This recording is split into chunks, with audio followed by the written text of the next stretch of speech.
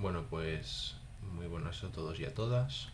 Yo soy un busto parlante y en esta ocasión pues voy a intentar eh, redimirme fundamentalmente por el podcast que grabé con mis compañeros de filosofía caduca, que trataba de la naturaleza en Aristóteles o de la física aristotélica o algo así. Y yo aquel día tenía no sé, la sensibilidad del micro muy baja y entonces se escucha como súper entrecortado. Y no había cosa que a mí más me doliese en el alma que encontrar vídeos en YouTube de una elevada importancia filosófica, pero que por culpa del audio pues no se pudiera comprender bien el hilo del discurso que estaba formulando el ponente. Entonces, como digo, por redimirme con el conocimiento aristotélico, pues voy a rehacer la charla, quizá más breve, todo lo breve que pueda, aunque bueno, con tantos vericuetos introductorios esto se puede alargar infinito. Entonces, os dejaré el enlace en la descripción, os dejaré el enlace en la descripción de la página del podcast de Filosofía Caduca, así como de mi intervención del capítulo específico que voy a rehacer ahora. Entonces, dicho lo cual, vamos al lío. Bien, hay que hablar de Aristóteles, entonces.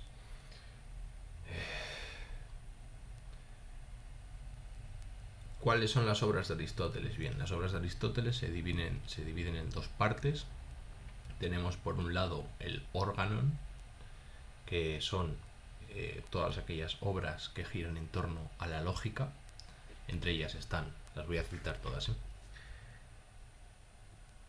Como digo, el Organon está conformado por las categorías, sobre la interpretación, primeros analíticos, segundos analíticos, tópica y refutaciones sofísticas. Y después, al margen del Organon, tenemos una serie de obras también canónicas, como son la física, del alma, de la reproducción de los animales, metafísica, ética nicomaquea, política, retórica y poética. Aquí quedaría la ética eudemo, ¿no? Esa no sé si la he hecho, yo creo que no. Pero bueno, ahí están todas, ¿no? Esas son todas las obras que se conservan a día de hoy de Aristóteles, que son copias de copias de copias que se realizaron de una serie de manuscritos que se encontraron en una cueva y que se fueron vendiendo de mano a mano hasta que llegaron a Andrónico de Rodas, y fue el propio Andrónico de Rodas el que tituló todas estas obras, porque al final Aristóteles no se conserva ninguna obra de Aristóteles, así como se conservan tantas de Platón, pues no se conservan de Aristóteles. Pues ¿por qué? No lo sabemos. Solo se conservan los apuntes que tenía Aristóteles para dar sus clases. Esto conforma una especie de dualidad curiosa, porque de Platón solo tenemos aquello que publicaba de espaldas a la academia, es decir, hacia el público exterior a su escuela. Es decir, conocemos un Platón exotérico, y de Aristóteles al revés. Es decir, de Aristóteles conocemos aquellos apuntes que utilizaba para dar las clases en el liceo, que era un callejón. Pero no conocemos nada es decir, conocemos al Aristóteles esotérico en lugar de al Aristóteles exotérico, es decir, aquello que publicó de cara a pues sus lectores, los que tuviera, o las personas en general, ¿no? Una cosa curiosa que supongo que habrá sido estudiado por los doxógrafos en historia de la filosofía, pero bueno, como al final esto es historia ficción y ya ha pasado mucho tiempo, pues a lo único que podemos atenernos es a los textos. Así que yo no voy a hacer lo demás y me voy a centrar en los textos. Evidentemente no voy a hacer un resumen de la física aristotélica, es decir, del libro de la física, porque eso llevaría un curso, o 2, o 3, o 4, o 5, o 10 años de cursos, y no es plan, ¿no? Pero lo que sí que puedo hacer es contaros lo que cuenta Marzoa en el libro Historia de la Filosofía 1 sobre Aristóteles. ¿Por qué? ¿Por qué me interesa a mí Marzoa? Bueno, pues porque la obra de Historia de la Filosofía de Felipe Martínez Marzoa es un modelo de manual de Historia de la Filosofía que intenta plantearse los clichés y los prejuicios habituales dentro de los manuales de filosofía e intenta hacerlo lo más complejo y lo más cabal posible, dada la dificultad o la complejidad propia de las obras canónicas de la historia de la filosofía. En definitiva, que la obra de Marzoa es una obra para eruditos y que es una obra que te plantea serias dificultades porque realmente te das cuenta de el nivel que exige, el nivel, vamos a decir, intelectual o el nivel cognitivo que requiere la filosofía para ser comprendida en su complejidad, ¿no? Y no en su simplicidad, porque claro, aquí la idea es que lo difícil es hacer simple lo complejo, es decir, mostrar de una manera clara y sencilla, clara y distinta, aquello que es oscuro y confuso. Pero claro, el problema que hay es que muchas veces los manuales de filosofía para alumnado no iniciado en la lectura de filosofía habitual, pues peca de simplicidad y acaba convirtiendo a un autor, como puede ser Hegel, en un monigote, ¿no? En un nombre de paja, sencillamente. En algo que no es Hegel, que es otra cosa. Que es una mala interpretación de Hegel o es una mala reducción del pensamiento de Hegel o algo que no es ese autor. Entonces muchas veces cuando se llega al autor dices, jolín, pues todo lo que había aprendido yo en el manual, resulta que aquí no me estoy encontrando nada. Sí, a duras penas, algún concepto y alguna idea prevalece, pero en el fondo la distancia es tan absoluta que apenas se conserva nada. Entonces, mi opinión es la siguiente, para estudiar algo que no es, pues mejor aprender un poquito de lo que sí es y se acabó, ¿no? Es decir, si no se puede estudiar todo Hegel y los alumnos no pueden llegar a comprender a nivel, es a nivel temporal, es que no se puede dar todo Hegel en el curso y mucho menos darlo en 2 clases o 3. Pues veamos 2 páginas de Hegel, bien visto, es decir, leamos 2 páginas de la fenomenología del espíritu y que los alumnos vean, por lo menos sabrán una mínima parte de lo que es Hegel y tendrán un Hegel pues verdadero. Tendrán una pequeña parte, una porción muy chiquitita, pero esa porción chiquitita será muy valiosa, mucho más valiosa. Es decir, aquí priorizamos siempre calidad-cantidad, ¿no? Mucho más valioso un diamante que sea de 1 gramo, tener, yo que sé, 1 tonelada de abono, ¿no? Es decir, desde mi punto de vista, esto es muy opinable y bueno, nos estamos liando. En fin, vamos allá. Aristóteles. Estoy utilizando los apuntes que utilicé en la misma clase y que están sacados, como digo, del Aristóteles de Marzoa. Entonces voy a comentar un poco los apuntes y vamos a ir puntualizando una serie de cuestiones que son muy breves, pero bueno, tengo que ir rápido porque es que si no esto se nos va de madre. Y tampoco quiero, aunque ustedes puedan utilizar la velocidad por 2 para facilitarles el consumo de este tipo de vídeos que se hacen un poquito más pesados por el propio hecho de la dinámica filosófica que requiere cierta lentitud. Pero bueno, vamos allá. Entonces, física son un conjunto de papiros que organizó y recopiló Andrónico de Rodas bajo el título en griego Physique Acroasis, que viene a significar lecciones de la naturaleza o bien de las lecciones naturales. Bien, hasta el siglo XVIII no se denominó al conocimiento del movimiento de lo corpóreo como física. Bien, en griego, physis, que es la palabra que refiere a la naturaleza en Grecia, tiene su origen en el verbo phinein, que significa nacer, brotar, crecer, surgir, salir a la luz o emerger. En la filosofía arcaica, physis designaba el ser, la aletheia, la abertura del mundo, el ser de todo ente que define o delimita a los dioses en tanto que dioses, a los hombres en tanto que hombres, etc.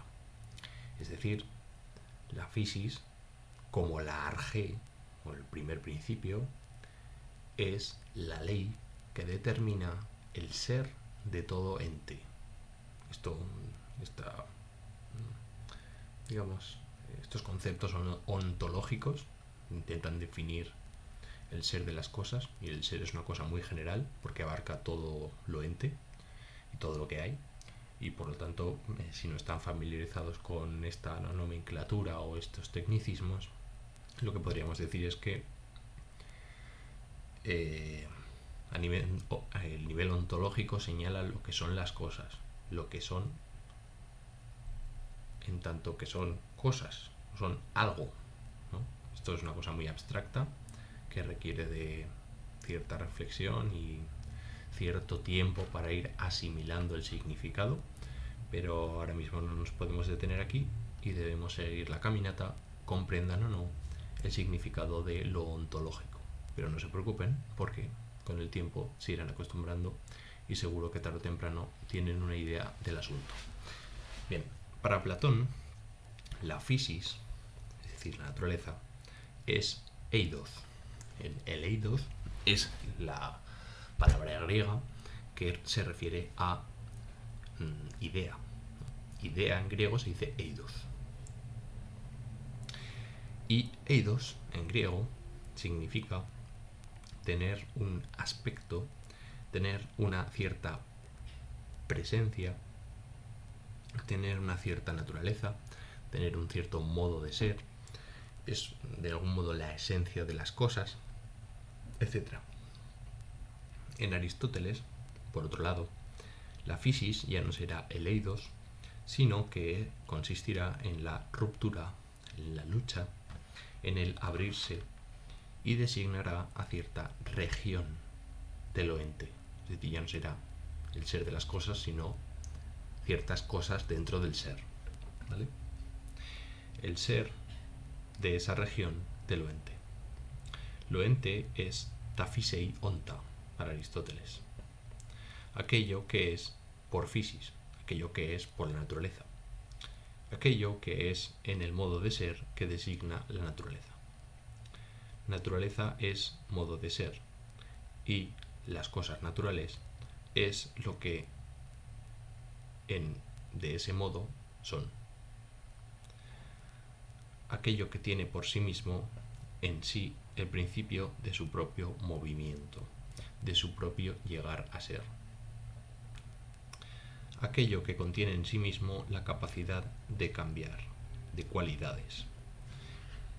Es decir, lo natural, para Aristóteles, es decir, lo que viene de la physis, pues es una planta, ¿no? Que una planta primero es semilla, luego crece, un brote, ese brote tiene ciertos frutos y esa misma planta acaba muriendo, bien por la siega, bien por una pedregada, bien porque se le acabó la vida útil y muere. Pues todo ese proceso, todas esas fases que son cosas distintas, porque no es lo mismo una semilla que una planta, que un brote, que un árbol leñoso, que el fruto que genera ese árbol leñoso, etcétera, etcétera. Todas esas cosas distintas que de algún modo están conectadas por la idea de planta o por la idea de árbol, o por la idea que fuera, está justificando el hecho de que sean naturaleza, porque la naturaleza consiste justamente en la posibilidad de algo de cambiar de cualidades. Así pues, un animal, pues del mismo modo, cuando nace es pequeño, va creciendo, luego se encoge, luego cambia de color, le sale pelo, se le cae, etcétera, etcétera. Al principio se va transformando, pero no por eso deja de ser un animal. Esa es la cuestión. Bien, también el subir del aire en el agua o el bajar del agua en el aire. Bien, entonces, el movimiento en griego, para Aristóteles, en principio, se denomina kínesis. Y la kínesis o movimiento significa llegar a ser. Llegar a ser en griego se dice ginestai.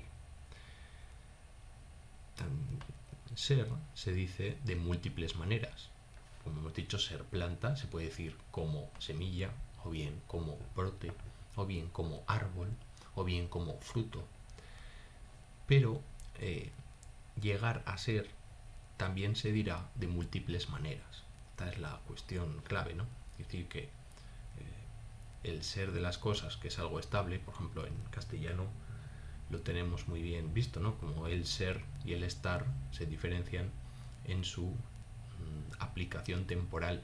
Si es una cosa en general, se dice ser, y si es una cosa del presente, circunstancial y contingente, se dice estar, ¿no? Así se dice por ahí, yo soy bello, sin embargo ahora estoy feo, ¿no? Podríamos decir. Bien, el llegar a ser tiene múltiples formas, como por ejemplo, en cierto lugar, fuera, de cierto carácter o alteración, en griego aloiosis, en cierta cantidad, como crecer y decrecer, aixesis, kaithesis. Yo les recomiendo aprender si no lo saben, si no lo conocen, aprender el alfabeto griego, sobre todo de cara a leer el libro de Marzoa, porque les va a ser muy útil de cara a saber lo que está diciendo, porque utilizará el alfabeto griego, y si ustedes no saben leer griego, que es una cosa muy sencilla, os aprendemos rápido, como les digo, solo tienen que consultar el alfabeto griego y luego pues, ir relacionando palabras, y con la práctica ya prácticamente saldrán solas. Les va a ser muy complicado comprender, al menos saber de qué está hablando, ¿no? Bien, sigo. Usía. Aquí llegamos a la madre del cordero. Bien, la usía es llegar a ser como nacer. Llegar a ser, que hemos visto que era ginestai, que es de donde viene la palabra génesis. Pero la usía no solo tiene que ver con llegar a ser como nacer, sino también como dejar de ser o perecer. Bien, perecer en griego se dice pseirestai o pthora. Todo lo que no sea usía es hipokaimen. Aquí viene el gran problema de los escolásticos, porque en definitiva el Aristóteles que se conoce a día de hoy pues tiene un filtro escolástico ineludible, y realmente es a día de hoy cuando parece mentira, es una cosa muy curiosa, pero si ustedes quieren leer al Aristóteles, digamos que estamos en una época privilegiada porque tenemos unas traducciones muy bien montadas y muy bien ajustadas al significado de las palabras, y muy poco influenciado por la historia de la filosofía escolástica, fundamentalmente, ¿no? Es decir, que a día de hoy estamos en la posición más privilegiada que nunca para comprender a Platón y Aristóteles en tanto que tales, siempre sabiendo que dicha comprensión no deja de ser una nueva comprensión que no es la original, porque lo que dijeran Aristóteles y Platón se ha perdido, y como el mundo griego antiguo también se ha perdido, significa que no podemos contrastar el significado de las palabras del texto con el significado de las palabras en el uso cotidiano y habitual de los hablantes. Por lo tanto, hay una distancia gigante, inabarcable, imposible de superar entre nuestras traducciones de Aristóteles y los textos originales. Sin embargo, esto no es un impedimento para dar por acabado y finalizado el estudio de Platón y Aristóteles como imposibles de comprender, sino una vez asumidos estos compromisos metodológicos, pues empezar a trabajar sencillamente. Es decir, sabiendo que no podemos llegar a saber nunca lo que dijeron, vamos a intentarlo, por lo menos. O vamos a saber si podemos sacar algo útil y que nos ayude a comprendernos a nosotros mismos y al mundo en consecuencia a través de estos textos, ¿no? Y como digo, yo creo que estamos en la posición más privilegiada que nunca, porque nunca ha habido tanto acceso a las obras de Platón y Aristóteles y nunca ha habido tan poca carga metafísica, aunque sí la hay, pero de otro modo, pero al menos yo creo, desde mi punto de vista, para leer a Platón y Aristóteles nunca ha habido tan poca carga metafísica para poder comprenderlos en sí mismos, ¿no? Bien. Entonces, todo esto ¿por qué venía, no? Todo lo que no es usía es hipokaimenon. Que hay un problemón gigantesco, porque la usía es lo que se tradujo por sustancia, ¿no? Y la sustancia pues es un término escolástico que surgió en la Edad Media y tal, y Aristóteles nunca lo utilizó como tal, y hay muchos autores como Agustín García Calvo que traduce usía por entidad, pero claro, traducirlo por entidad, por muy adecuado a nivel actual y terminológico que pueda ser, pues pierde el sentido original de la palabra sustancia, el concepto de sustancia, que es importantísimo. Posteriormente Aristóteles, por muchísimos otros autores. Es decir, aquí hay un follón que lo mejor que podemos hacer es obviarlo, pasar por encima directamente y dejárselo a los doxógrafos y a los académicos, y que se apañen ellos y que se busquen la vida si les interesa y si les dan puntos y pueden vivir del cuento estudiando todas esas diatribas, pues maravilloso, oye, pero no es nuestra labor. Nuestra labor es otra, ¿no? Bien, hipokaimenon, pues la palabra hipokaimenon viene a decir lo que está debajo, ¿no? Hipo es debajo y kaimenon viene a ser como yacer, lo que yace debajo. Bien, esta palabra hipokaimenon fue traducida por la tradición escolástica como sujeto. Esto es lo que se llama sujeto. Pero claro, el sujeto nosotros hoy en día lo utilizamos para nombrar al que tiene la voz cantante en las oraciones, ¿no? En los predicados, los predicados, los predicados, pero en las proposiciones que se estudian en lengua y literatura del instituto. Entonces, claro, tenemos una noción del sujeto muy lingüística, y peor, porque claro, la noción de sujeto también está vinculada a la filosofía y viene marcada por la noción de subjetividad y viene marcada por la noción de la interioridad, por la de mente, por la del cuerpo y el yo y el ego, y es que esto no tiene nada que ver con hipokaimenon, con el significado original que dio Aristóteles.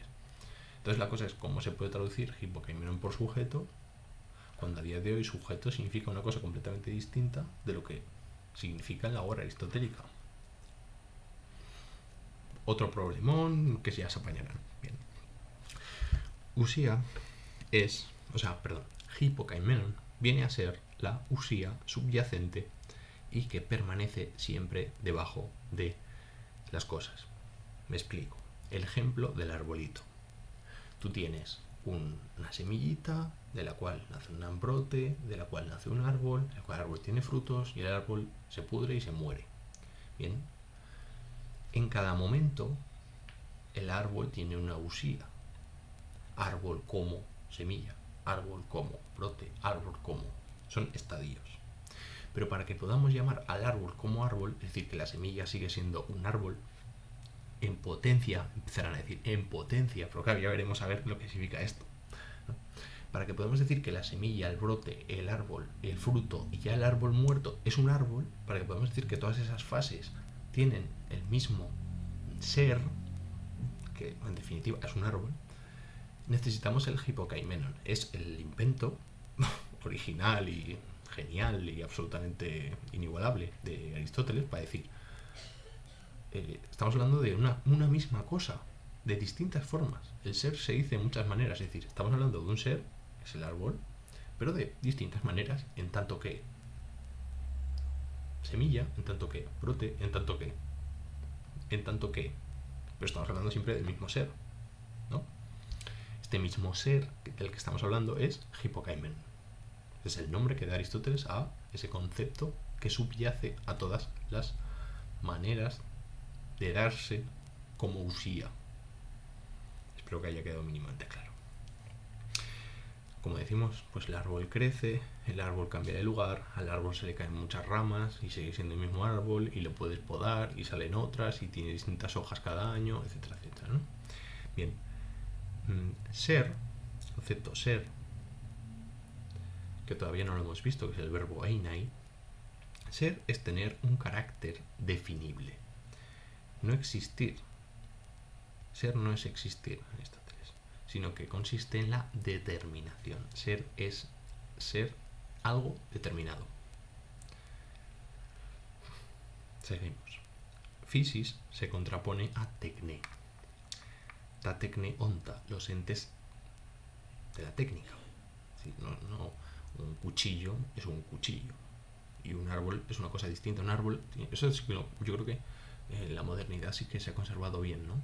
Que los entes naturales tienen su curso, como el agua tiene su curso y cambia, pero sigue siendo el mismo agua. Y los entes técnicos son otra cosa. Es un cuchillo, no tiene fases ni tiene origen, sino que se fabrica con un cierto destino para una cierta utilidad humana y no cambia. No se puede romper y tal, bien, lo que queráis. No siempre se puede buscar tres pies al gato, pero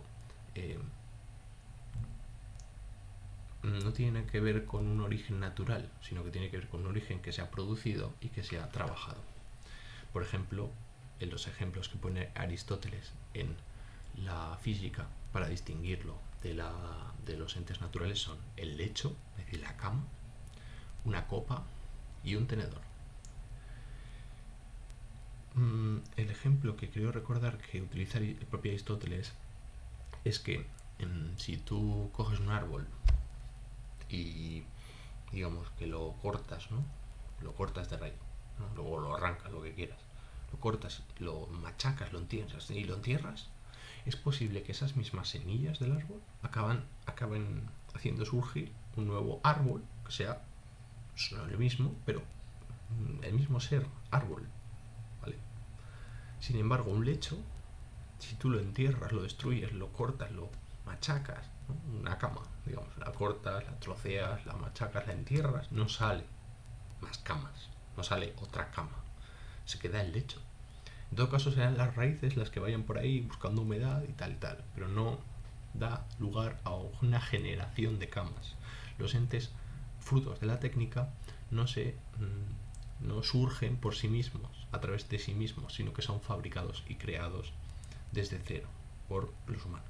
Esto es una definición, una distinción que introduce Aristóteles, que yo creo que es muy importante tener en cuenta y que es muy sugerente, por supuesto, ¿no? Bien, el ser o el llegar a ser de la tecné, que es su principio rector, es el saber del tecnites. El tecnites en griego es el artesano o el artista. Bien, el principio de su ser no está en sí mismo, sino en el eidos, es decir, la presencia de la idea en la mirada del artesano.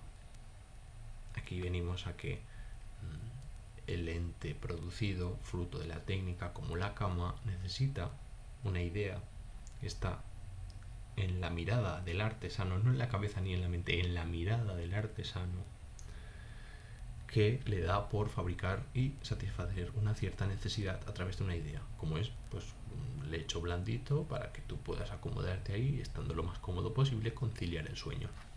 Bien. En Aristóteles, la disciplina que estudia en qué consiste el ser es la ontología. Y aquí entramos en otro problemón, porque el ser en Aristóteles está abordado en la obra Metafísica, pero Metafísica es un título que pone Andrónico de Rodas y no aparece en toda la obra, es decir, la palabra metafísica no aparece en toda la obra, no en balde porque no existía, porque es un término más bien latino, que significa más allá de la física, y que es un término bibliográfico. Bien, la palabra que sí aparece en el texto aristotélico es filosofía primera. La filosofía primera, según Aristóteles, esta vez sí, es la que se ocupa del ser de las cosas. Del ser en tanto que ser. Esto es lo que dice Aristóteles.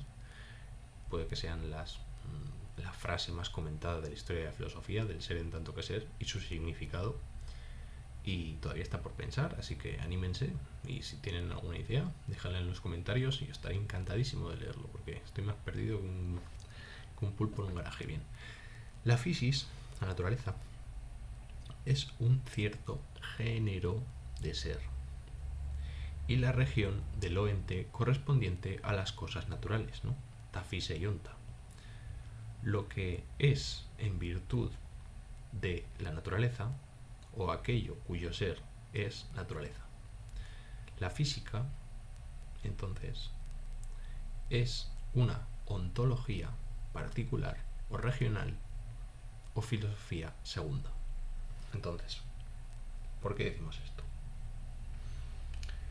Porque para poder diferenciar entre naturaleza y técnica, es una distinción que tiene Aristóteles, tenemos que partir de un supuesto previo, que es el ser, ¿no?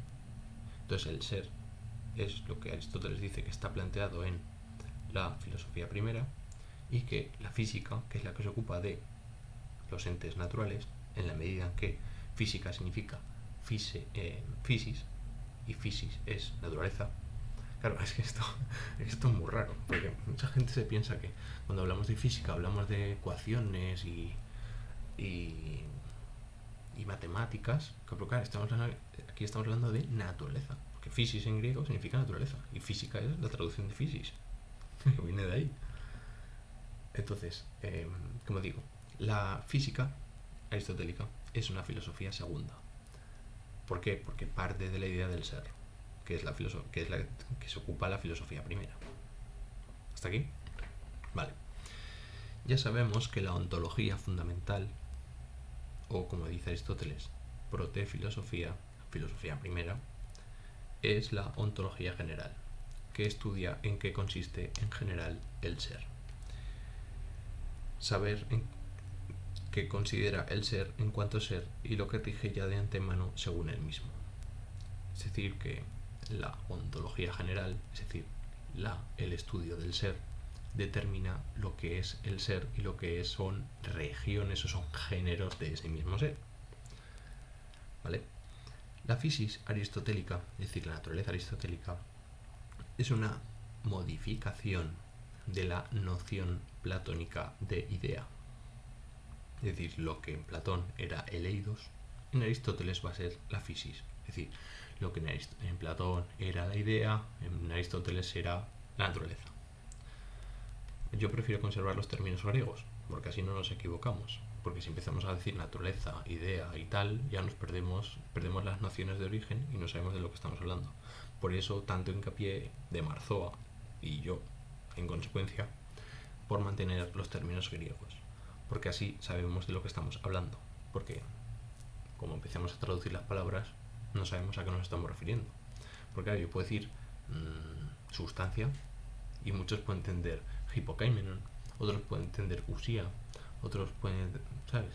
Entonces no hay quien se aclare. Por eso lo hacemos, sencillamente. No justificación que no va a ninguna parte, pero bueno.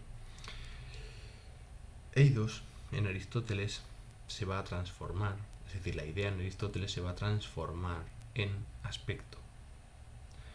Es decir, que la idea, es decir, de eidos en Aristóteles va a pasar a llamarse morfe. Y morfe en griego significa forma, que es como lo van a llamar los escolásticos. Y la forma está íntimamente relacionada con lo físico o con lo material. Entonces, ¿cuál es el problema? Porque yo estoy haciendo un hilo, el hilo plantea Marzoa, pero si tú hablas de que Aristóteles plantea la dualidad de la materia y la forma, porque Aristóteles es hilemorfista, ¿no? Dices hile, que significa materia, madera, directamente en griego, lo corpóreo, lo grosero, lo manual, aquello que te chocas, el obstáculo, aquello que te frena, una pared es gile. Pero toda materia tiene una morfé, una forma, cuadrada, redonda, grande, pequeña, más bonita, más fea, siempre tiene una manera de presentarse ante nuestra percepción. No se da como nada, no existe algo así como la ile pura, no existe la materia pura, toda materia tiene una forma. Esto es una buena cuestión para los artistas, ¿no? Así como estoy liando, los artistas abstractos trabajan la idea de las formas puras, por ejemplo, a través de el arte abstracto, el arte de Kaczynski, que es un arte de formas. Yo invito a los artistas, o me gustaría que me dijesen en los comentarios si conocen ustedes algún artista que haya intentado mostrar la materia sin forma. Es una cosa muy rara, ¿no? Algo así como el mundo sin percepción o algo parecido. Bueno, sigamos. La morfé es arrancarse al ocultamiento, es decir, la oposición a algo. ¿Qué significa esto? Para que algo se me aparezca en tanto que lo que fuera, ¿no? Para que algo se me aparezca en tanto que ratón, en tanto que gafa, en tanto que barba de unos cuantos días, en tanto que pared de un armario, en tanto que bolígrafo, ¿no? Para que algo se me aparezca en tanto que lo que sea, necesito la forma, porque es la manera que tengo de separarlo del contexto. Es decir, ¿por qué sé que este pendrive es un pendrive y no una cosa así como sin nada, como que no forma parte de la mesa? ¿Cómo sé que el pendrive está aquí y no forma parte de la mesa? La mesa como global, ¿no?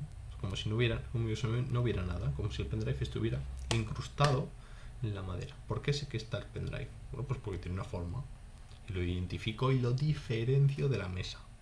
Porque el pendrive no es la mesa, el pendrive está sobre la mesa. Esto parece de perogrullo, y en parte lo es, pero que toda la ontología se basa en cosas de perogrullo y cosas de obviedades. Pero es que estas obviedades, cuando se intentan conceptualizar, pues es muy difícil. Como la frase esta de San Agustín, ¿no? Si no me dicen lo que es el tiempo, si no me lo preguntan, si no me preguntan lo que es el tiempo, yo sí que sé lo que es. O llego tarde, no llego tan, unos cuantos, o se me ha hecho tarde, o que no tengo tiempo para verte, ya te veré mañana, etcétera. Es decir, todo el mundo maneja el tiempo. Pero cuando tú a una persona le preguntas lo que es el tiempo, dice, hostia, no lo sé, ¿no? Decía San Agustín que si a mí me preguntan lo que es el tiempo, no lo sé. Si no me lo preguntan, sí. Porque claro, el problema sería el conceptualizar este tipo de cuestiones que tienen una raíz significativa muy abstracta, y entonces es muy difícil de traducir a conceptos comprensibles por la capacidad cognitiva del ser humano, vamos a decirlo así. Bien, ile en griego refiere a bosque, leña, madera, materiales de construcción, materia, cuerpo, vamos. En Aristóteles refiere a la inagotabilidad, es decir, la ile pura viene a ser algo así como inagotabilidad, la oscuridad de toda presencia, la consistencia, lo que hay dentro de un objeto, es decir, la ¿cómo se diría esto? Obstacularidad,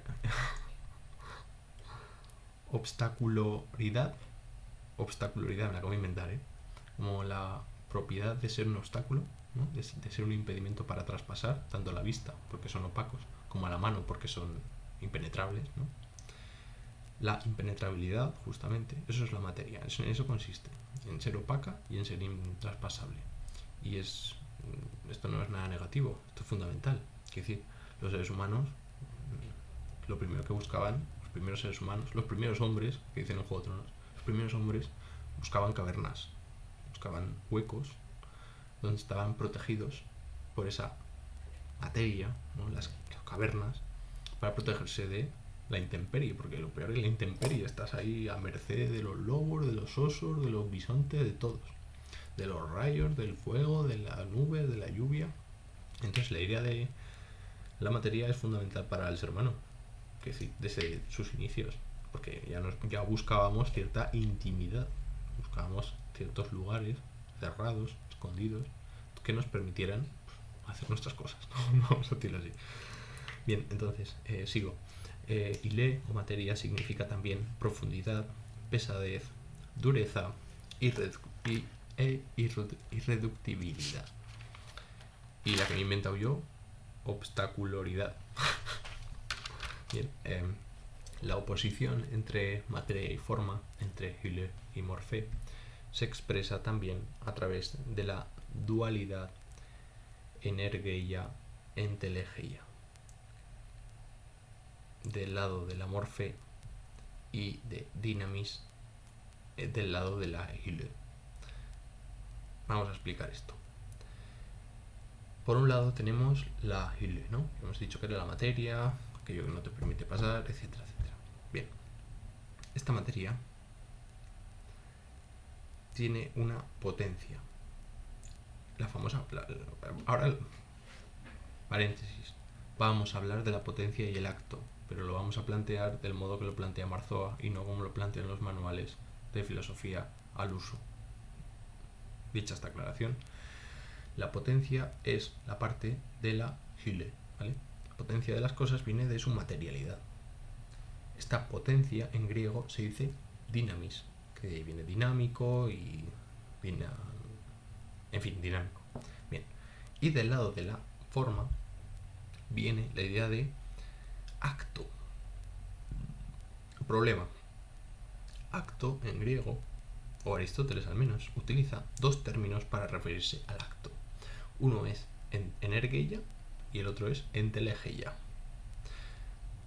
Aquí ya tenemos un problema, entonces ¿de qué acto estamos hablando cuando hablamos del acto y la potencia? Porque si el acto puede ser energeia o puede ser entelegeia, ¿de qué acto estamos hablando? Esto es una de las cosas que la difusión, no, la divulgación de la filosofía aplana el significado de los conceptos filosóficos para que las personas, en lugar de elevar su capacidad intelectual para llegar a comprender más cosas, digamos que igualamos a la baja, ¿no? En lugar de ser más inteligentes, pues se quedan en su ignorancia de partida, pensando que son un poquito menos ignorantes, cuando en realidad son igual de ignorantes, porque no han aprendido nada verdadero. ¿Habrán aprendido alguna cosa en filosofía? Sí, en divulgación se aprenden muchas cosas. Pero se aprenden cosas verdaderas. Pregunta que dejo en el aire. Es decir, cuando leemos un libro de física de divulgación, ¿estamos aprendiendo física? ¿O realmente estamos aprendiendo otra cosa? Ahí existe una ideología de la física, está detrás de la física, como un background, o como un fondo, que forma parte también de la física, pero que no es física. Bueno, esto lo dejamos por ahí para que se maten ustedes la cabeza. Bien, vamos a distinguir. Energeia viene de en ergon. En griego, en ergon significa trabajo, obra o lo que se cumple y se efectúa. Bien, en griego, producir, cumplir, tiene el sentido de sacar a la luz, conducir a la presencia. Por otro lado, entelegeia es el en telei egein, que significa tenerse en el fin. Es decir, viene a significar cumplimiento, estar en la determinación, concentrar el movimiento, etc. Energeia es estar en la luz, ser en efecto, que es lo mismo que tenerse en la determinación propia. A grandes rasgos, energía y entelegeia son lo mismo, pero no son lo mismo, porque si fueran lo mismo se llamarían igual, es decir, solo habría un concepto. Entonces, si Aristóteles creyó oportuno distinguir el acto en dos formas, como son la entelegeia y la energía, tendrá sus razones. Estas razones pueden ser doxográficas o de una profundidad filosófica que no nos interesa y otra cosa. Pero son dos conceptos distintos.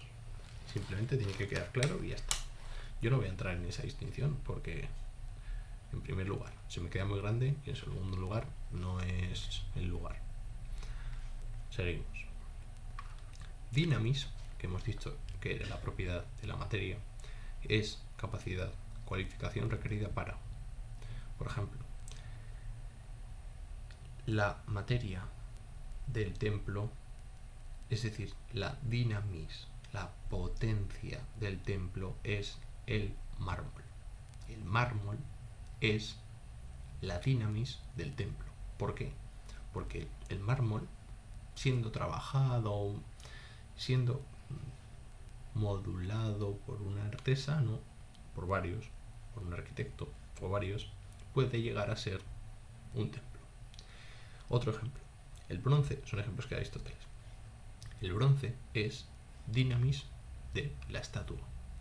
¿Por qué? Porque el bronce puede llegar a convertirse en una estatua si cae en las manos de un herrero o un escultor o el que fuera que fabrique la estatua, ¿no? La idea es que la materia bruta, como el bronce, como el mármol, tiene una propiedad dinámica, la dinamis, que consiste en convertirse en algo determinado y en algo determinado, sencillamente, en un templo, en una estatua, en un cuchillo, en un martillo, lo que fuera, ¿no? Bien. La doctrina aristotélica del movimiento es la doctrina aristotélica de la physis. Es decir, que cuando hablamos de movimiento en Aristóteles estamos hablando de naturaleza, porque la naturaleza, como hemos visto desde el principio, tiene que ver con esto. Bien.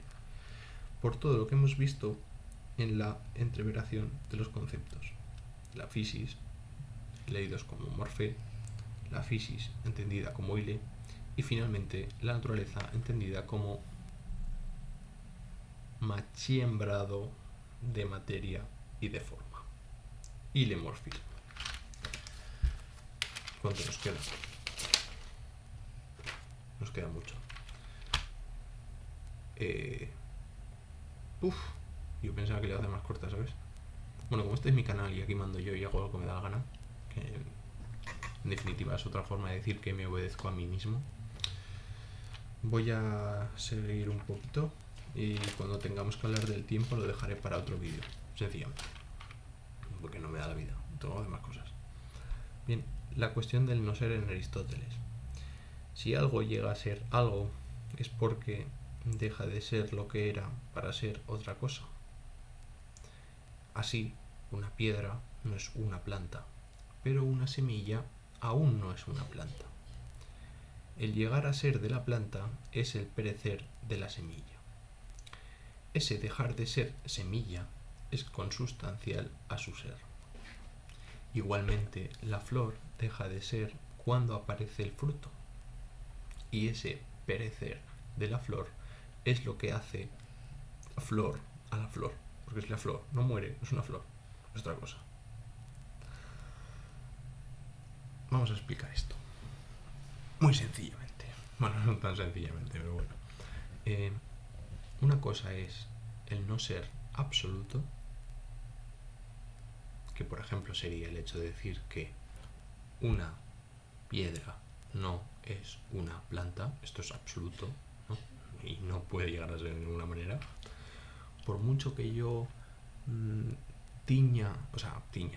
esculpa sobre esa roca muy bonita, una flor, y la coloré con acuarelas y diga, mira, he hecho una piedra y he dibujado una flor en medio. Eso no es una flor. O sea, es que sí, es una flor lo que hay dibujada en la planta, pero no es una flor natural.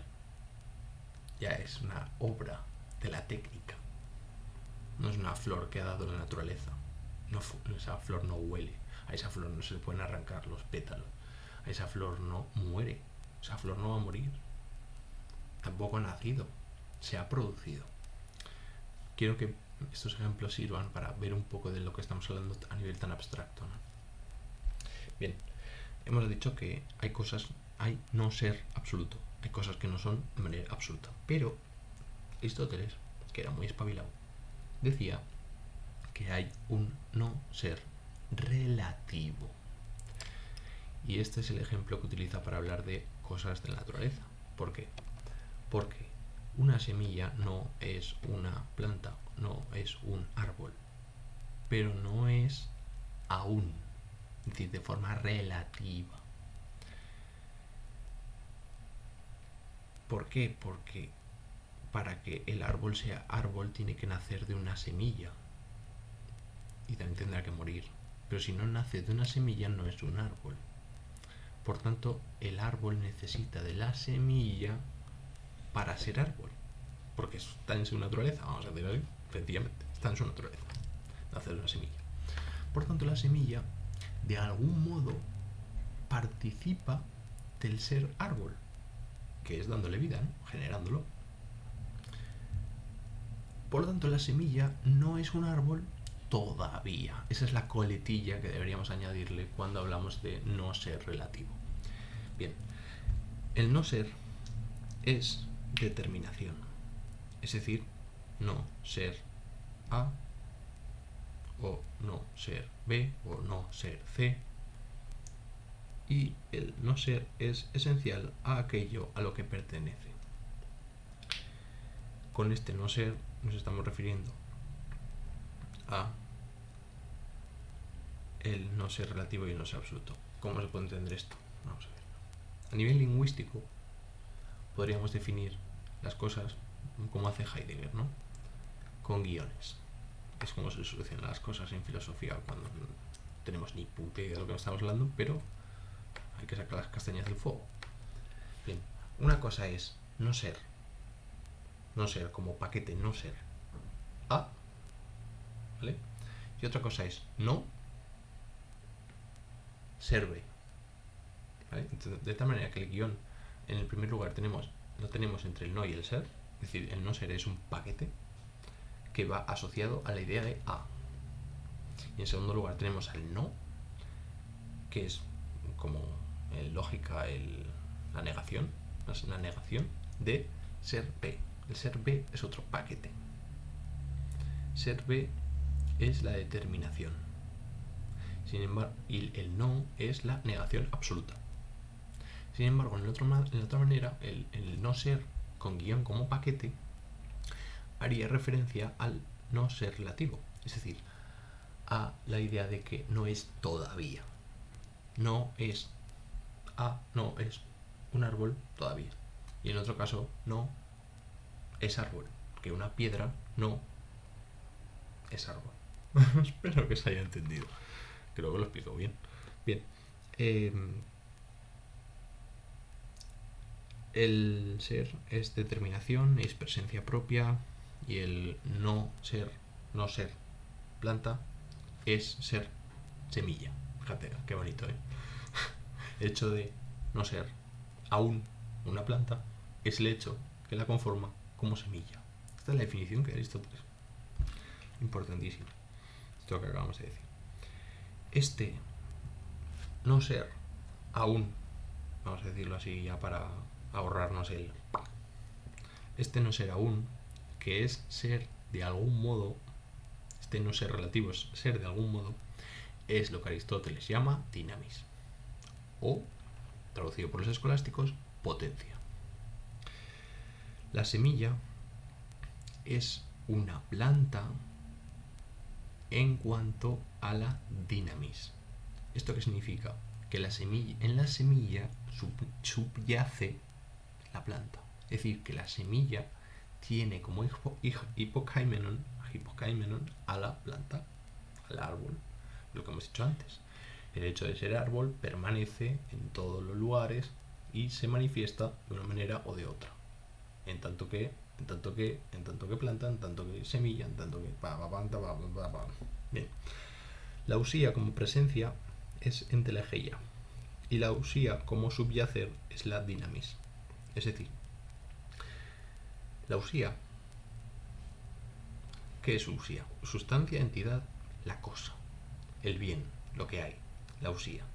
Como presencia, es decir, como semilla, como brote, como árbol, como fruto, como es lo que llama Aristóteles entelegeia. Eso es acto, eso es ser en acto. Esto está ahora sí, en tanto que. Y la usía como subyacer, como aquello que permanece siempre en el fondo, como tal, es la dinamis. Discutible. Pero la usía como subyacer es dinamis. La usía como hipokaimenon es la dinamis. En el llegar a ser, algo deja de ser. Para que un árbol sea árbol, ha tenido que dejar de ser semilla, pero también ha tenido que ser semilla. En ese perecer, en ese morir, es lo que es. El cumplimiento es una palabra, ¿cómo se llama esto? La caducidad. ¿No? La caducidad, que también es una entelegeia, es decir, el árbol muerto es el árbol en acto, muerto ya, cierra la dinamis. Es decir, cuando muere el árbol, ahí se cierra la dinamis árbol, porque ya no hay árbol, ahora ya hay cadáver, hay otra cosa, ¿no? Como el hombre cuando muere ya no hay hombre, lo que hay es un cuerpo sin vida, un cadáver, pero ya no eres tú. Es decir, tú cuando mueres, ya no eres tú, es otra cosa, sencillamente, no más. Es decir, la muerte cierra la determinación de algo, la nuestra y la de los seres naturales. La de los seres artificiales, bueno, se apañarán. Bien, el movimiento es entelegeia de lo que es dinamis, en cuanto que es dinamis, sinceramente. Puta idea. Pero hay que decirlo. Esta última frase para los albores de la historia. Bien. La noción de causa, y con esto acabamos. Prometido. Un minuto. Causa, en griego, se dice aitia. Entonces, causa de algo es todo aquello a lo cual se debe, de algún modo, el que algo sea. Causa es principio o condición ontológica. Hay 4 nociones ónticas de causa: hile y dinamis. Esta es la primera forma. Es decir, como materia y dinamis y potencia. Materia, potencia. La primera forma de causa es la de materia-potencia y se define como aquello de lo cual una cosa llega a ser y es. Hemos puesto varios ejemplos, ¿no? La semilla, el bronce, el mármol, la materia prima con la que se construye un edificio. Eso es la causa del edificio. Materia, la causa, que la van a llamar los escolásticos como causa material. Bien. Veo que estabais atentos y el manual no solo sirve para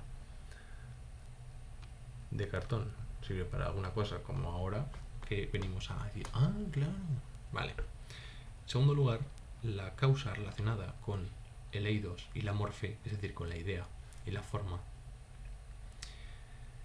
se define como aquello que la cosa es y llega a ser, es decir, la determinación a la que responde el modelo al que se ajusta, que es lo que hemos estado comentando con el pendrive y con los libros que hay encima de la mesa, el ratón, cómo distingo yo las cosas y cómo las separo del contexto, etc. Esto es lo que los manuales escolásticos van a llamar causa formal. Bien. Tenemos una tercera causa, que es la causa que atiende a el agente, que en griego se dice topoioin, es una de las causas aristotélicas. Entonces, la causa relacionada con el agente, que es el trabajador, el productor, el artesano que se dedica a hacer algo, se define como aquello por obra de lo cual la cosa es y llega a ser.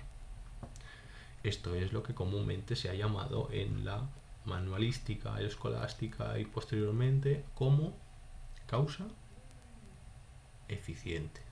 Bien. Y por último tenemos la noción de causa que está relacionada con el telos, es decir, con el fin. Telos es fin, sentido, fin, orientación hacia la que vamos, horizonte, como se quiera. Bien, que se define como aquello por lo cual la finalidad, la cosa es y llega a ser, es decir, la utilidad o otra cosa, o la belleza o lo que fuera. Esto es lo que comúnmente se ha conocido en la manualística escolástica como causa final. Y ahora me tocaría hablar del tiempo en Aristóteles, pero como llevamos una hora, pues voy a cortar aquí. Mañana o en lo sucesivo grabaré la continuación y cerraremos este deber, esta redención que tengo para con el saber filosófico de esta plataforma. Así que nada, nos vemos y hasta la próxima. Un saludo.